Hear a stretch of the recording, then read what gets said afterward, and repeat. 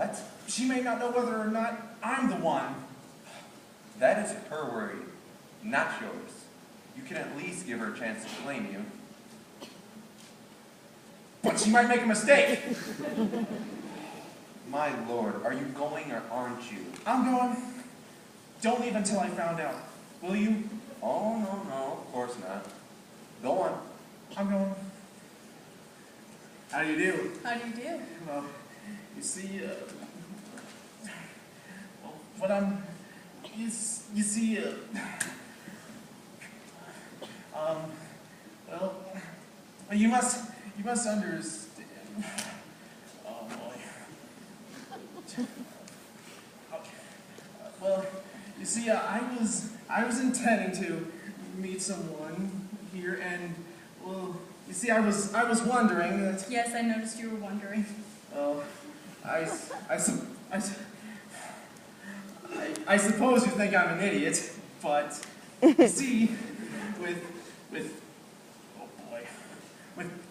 with both of us wearing red carnations and being here at the exact same spot at the same time, Yes, I observed you were both wearing red carnations. I think they are quite becoming. Thank you very much. But you see, that isn't exactly the point. No, I suppose it isn't. It's rather difficult to explain. Yes, isn't it? Oh, however, if you really are the one I was, well, I'm just hoping you understand. Do you? No, I don't think I do. Oh, then I suppose you aren't the one. The one what? The one I was intending to meet. Are you? Why, I'm sure I don't know. Then you were intending to meet someone here. Oh, yes. That helps some. And would you recognize him if you were to see him? I'm afraid not. That's why I asked him to wear the red carnation. That much is settled. But of course he is wearing a red carnation too. Yes, that does make it rather complicated, doesn't it? Rather. So you see, we're going to have to find some other way to identify him. Identify which? You or him? Me. No, him. Either one. The one you were intending to meet. That's it. We must identify the one I was intending to meet. Can't you think of some way? I don't know. Oh, of course. Why didn't I think of that before? I could ask your name. Splendid! Then go ahead and ask. Well, then is your name Smith? Yes! So is mine. Yes. Yes. You see, that's another trouble. Wait, his name is Smith too? Good heavens. That's the point. If his name wasn't Smith, there wouldn't be any difficulty at all. But how do you know you're not the one to blame? Exactly. If your name wasn't Smith, there'd be no trouble whatsoever. So, I suggest you share the blame. Well, I guess the question now is, who is the original Smith? What do you mean by the original Smith? Well, from the standpoint of time, I'm the original Smith. I carried the name long before you were born. Well, ridiculous! What has that got to do with any of this? The original Smith is obviously the one who had this appointment with this Miss. Miss?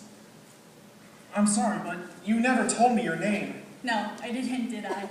It may seem a bit odd, but as a matter of fact, I don't think I told you anything. Perhaps it was he I talked with. Where? When? At the mass ball Friday night.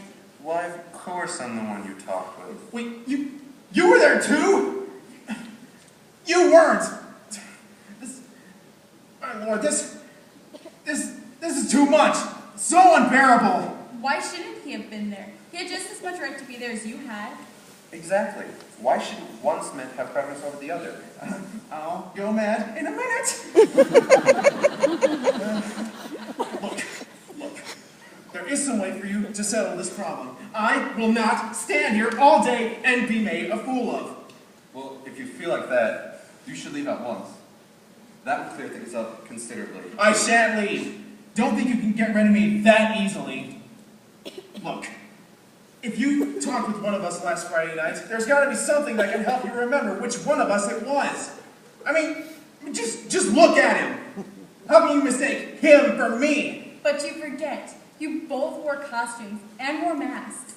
Costume and mask do make a very complete disguise. But keep in mind that not all costumes are alike. I was dressed as a sheik. So was I. What? You weren't.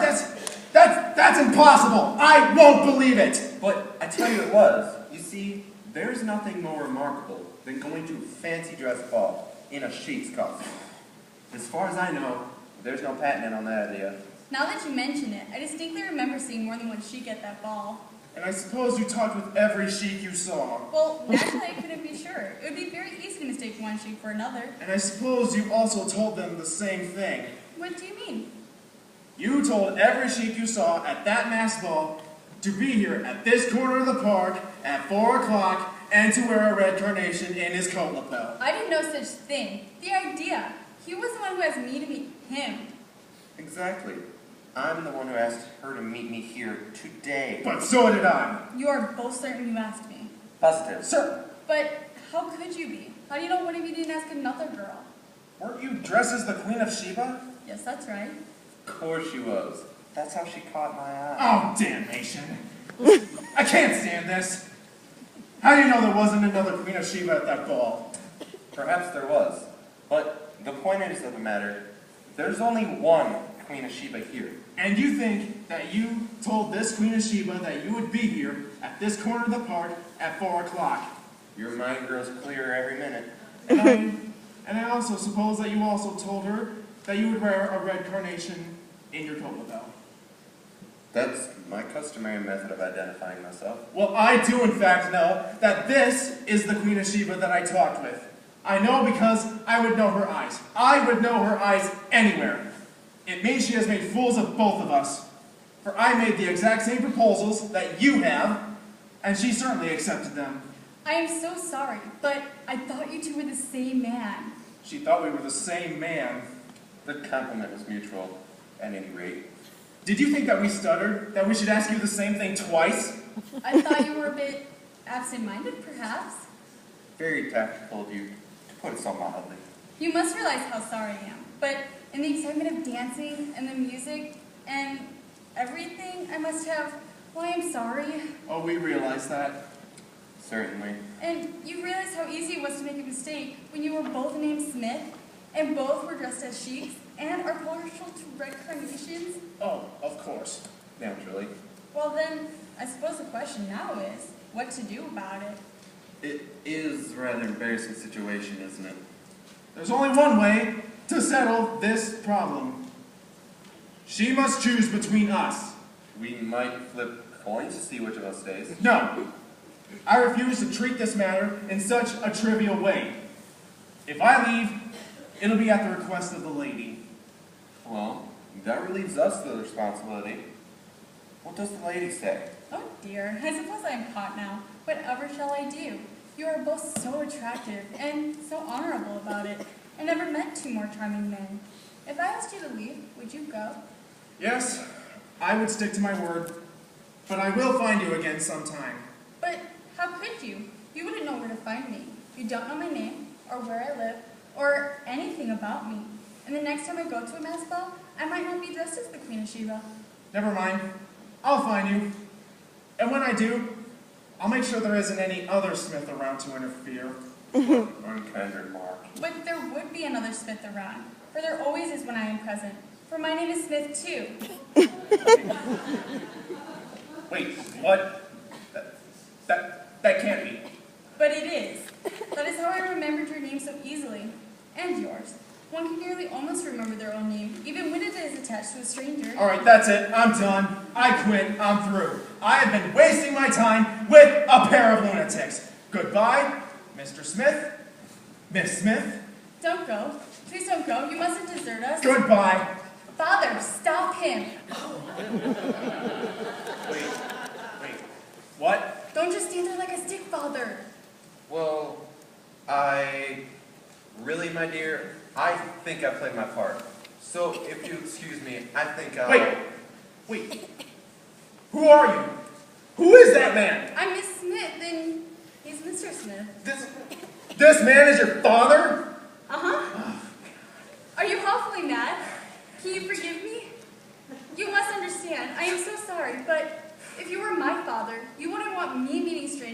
Mark alone, would you? Even the Queen of Sheba must use discretion. And wasn't Father such a sport to act on his part so nicely? I planned it also that it would be most exciting. And it was exciting, wasn't it? Why, you little devil. The sheep. I could strangle you. Father, help, he kissed me. Serves you right. And bring him home to dinner with us, and maybe he'll kiss you again.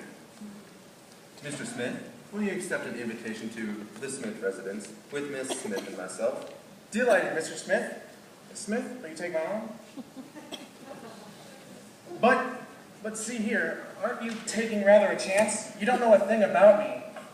My boy, I know enough about you to write your biography. But how could you? Well, you see, I've known your father, J. Rodney Smith, for 20 years, and I've seen you out on the golf course with him many a time. And, you know, even if you hadn't, I'd still have known you. You're a dead ringer for your dad. How perfect it all is. Well, I'll be. Yes, well, I'll be late for dinner, and I want to get home in time to make the cocktails. So, Mr. Smith, I hope you drink. Well, certainly. All the Smiths do.